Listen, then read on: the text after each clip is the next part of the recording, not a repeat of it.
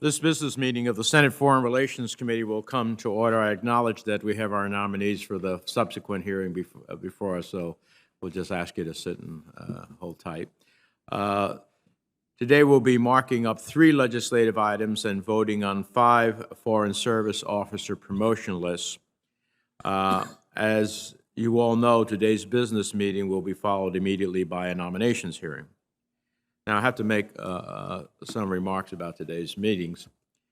We were also set to vote on a number of nominations today, but unfortunately, we have another request to hold over the entire slate of nominees. This has now happened several times this Congress, with all of the requests coming from the same member of the minority. These holdovers are not a game. They can have serious and negative consequences for the State Department, for U.S. personnel, and for our constituents. Just look at 2 of the nominees from today's list that were held over. Absent the holdover, we would have voted on Gentry Smith's nomination. Mr. Smith is the nominee to head the State Department's Bureau of Diplomatic Security. His nomination has been pending for over 90 days, and it will be further delayed due to this holdover. So I ask, why stop the person whose job it is to keep our people safe? We would have also voted on Rena, the nominee to be Assistant Secretary of Consular Affairs. Every one of us has constituents who are desperate to get passports and are frustrated by the enormous backlog at the State Department. Ms. Bitter is a proven leader and committed to focusing like a laser on eliminating the backlog. She has been pending in the committee for over 90 days. But she will have to wait longer due to the holdover, and as a result, our constituents will likely have to wait longer as well. For decades, members of this committee have used holdovers sparingly and overall responsibly, generally when they have a question that needs to be answered or they need a little more time to engage on the nominee. These constant and blanket holdovers are unprecedented and, in my view, unjustified in this committee. No member of this committee has weaponized the holdover as has happened today and over the last several months. As chairman, I've returned the committee to operating under comity. That means that the ranking member has cleared every item on every markup agenda, including all nominees.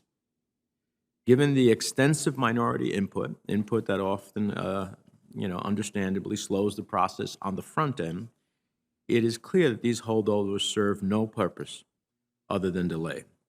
They're bad for the country, they're bad for our constituents, and they are testing the bounds of comedy. We now have almost 30 nominees pending in the committee with completed files, and we will likely have more than 50 nominees pending by the end of the August recess.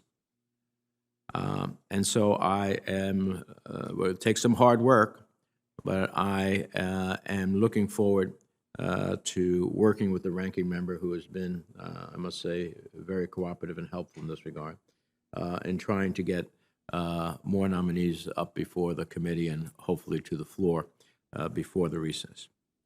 Now, let me turn to the legislative items on our agenda.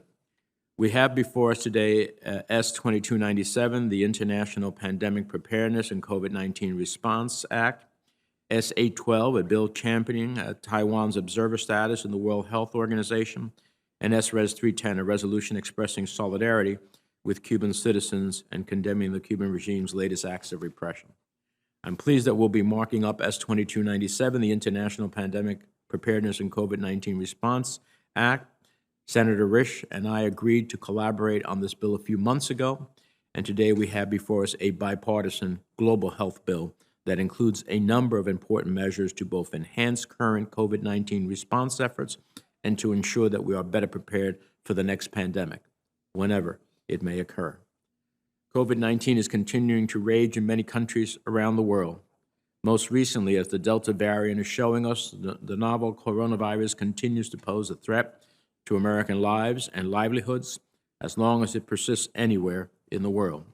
And as we have learned from the pandemic, this dark chapter in which we have lost so many lives, only with better planning and better preparation here in the United States and around the world can we protect ourselves, our communities, and future generations from emerging pathogens. So I want to thank Senator Risch and his staff for their work on this bill and the dedication to this critical issue. It's one of the issues the ranking member has made a central one with me, and I'm glad that his name goes first on the bill. We'll also be considering S. 812, which I introduced with Senator Inhofe in support of Taiwan's observer status in the World Health Organization. Efforts by the People's Republic of China to block Taiwan from gaining observer status at the World Health Assembly are narrow-minded and endanger the international community, particularly as we work to recover from the COVID-19 pandemic. This bill makes clear that the United States must do more to champion Taiwan's engagement in the international community, and particularly at the World Health Organization at this time. Finally, we'll be marking up S-Res 310, which I introduced along with Senators Rubio, Risch, Kane, Cardin, and several other members to demonstrate our bipartisan support for the Cuban people. At a time when the Diaz-Canel regime is desperately unleashing a campaign of violence, human rights abuses, and forced disappearances against the Cuban people, we must make sure that U.S. actions are aimed solely at helping the Cuban people and holding the regime to account for its brutality. This is a bicameral, bipartisan resolution that shows the United States Congress is united in its unflinching support for Cubans' fundamental human and social rights. We are speaking in honor and admiration of the work being carried on by brave freedom fighters in Cuba, and we are making a solemn promise not to ignore the suffering and subjugation of the Cuban people as they inch closer to realizing a future of freedom and prosperity. I look forward to strong support on this and the other two legislative items before that. And with that, let me recognize the distinguished ranking member, Senator Risch.